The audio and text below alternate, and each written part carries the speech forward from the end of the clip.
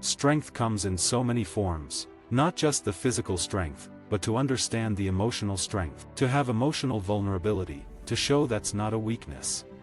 Any sort of major change we want to make in our life is hard. Change is not easy, and true change takes time and takes thousands, millions probably, of failures along that path, and that's the interesting thing.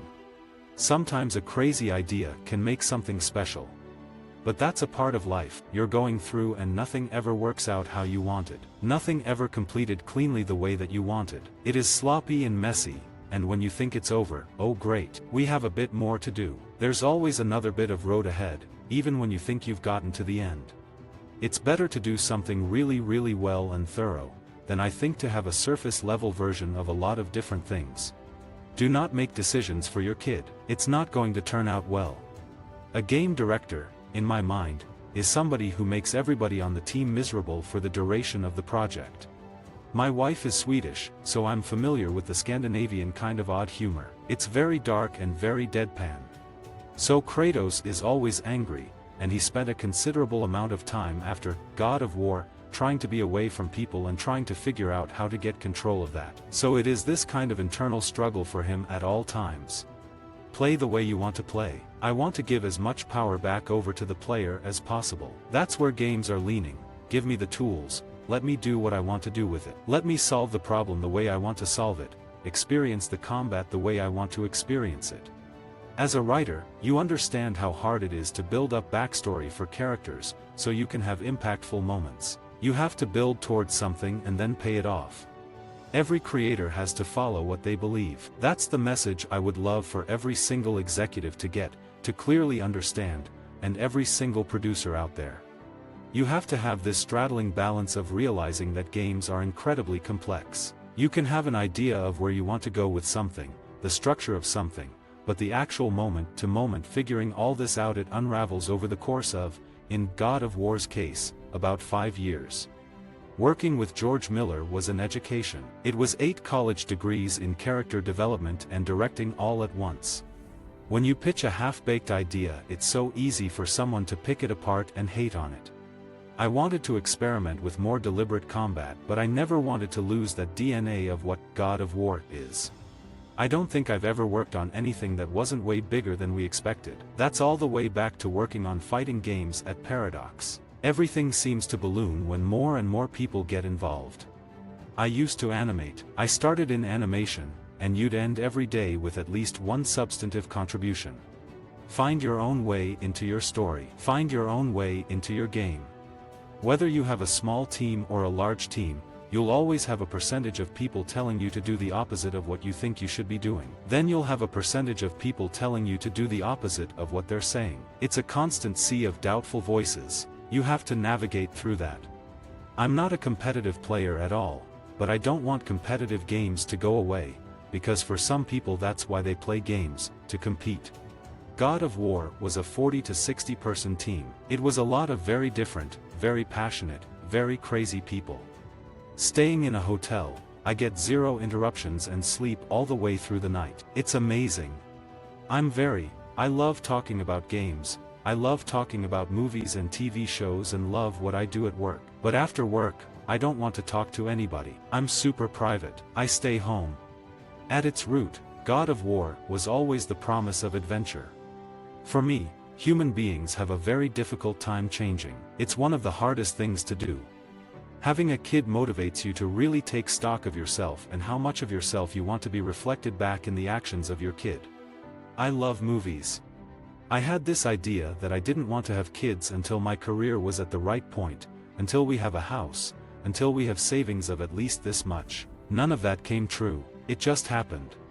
I'm trying to be better for my son, and regretting every moment that I'm not spending with him. Throughout my life, I've seen that everybody has had something to teach me and, strangely, it's always something relevant to what I'm going through at that point.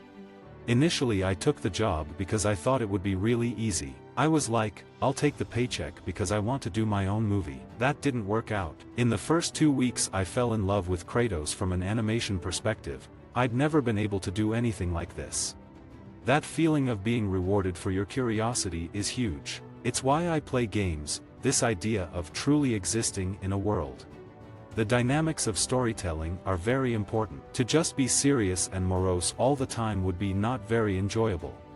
At the end of God of War 3, after laying waste to Olympus, Kratos leaves and, for me, goes on this really long wandering pilgrimage.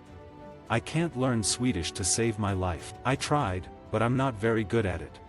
Picking just one game above all is nearly impossible for me, but if I had to, it would be Metal Gear Solid. I remember being completely blown away with the story, the mechanics, and the overall presentation on my first playthrough.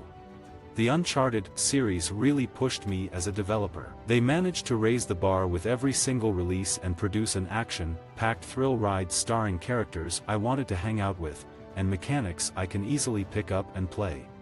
Resident Evil 4 truly changed the way I look at making games. The Resident Evil series. Not only are they great games, but the creators' willingness to reinvent the game every so often is something I think positively affects our industry. My thing I always go back to is that sense of finishing Castlevania, Symphony of the Night, and that castle flipping over, and just going, oh my god, that was amazing. I have so much more to play. It was astounding. I think I've always been chasing that. I think my entire career, I have been like, I want that kind of epiphany. And I could see, this franchise is very successful for Sony and I think it's awesome. I was big part of making that a success for them and I think it's great that they should continue doing it. But I don't want to make God of War 4, and God of War V, and God of War, the expansion pack, and God of War, the role-playing kart racing game. It is the adage of any creative thing, it looks terrible, it is an ugly baby, until the very last second. I don't really want to make casual games or games with no sort of story backbone or character backbone. Drama comes from characters changing. If characters stay the same and nothing changes, there's really nothing to look at. God of War is traditionally known for these cinematic, pull-back cameras, which I think are fantastic. The vocabulary of film is camera cuts, it's how they communicate. But games are different. We don't really need to do that. We do it because it's a language that we're familiar with.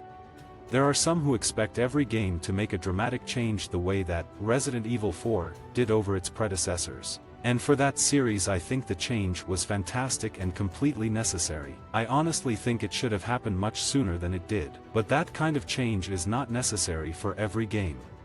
The Wii is fun, but nothing feels all that accurate or precise. I don't want to play an action game with controls that sloppy.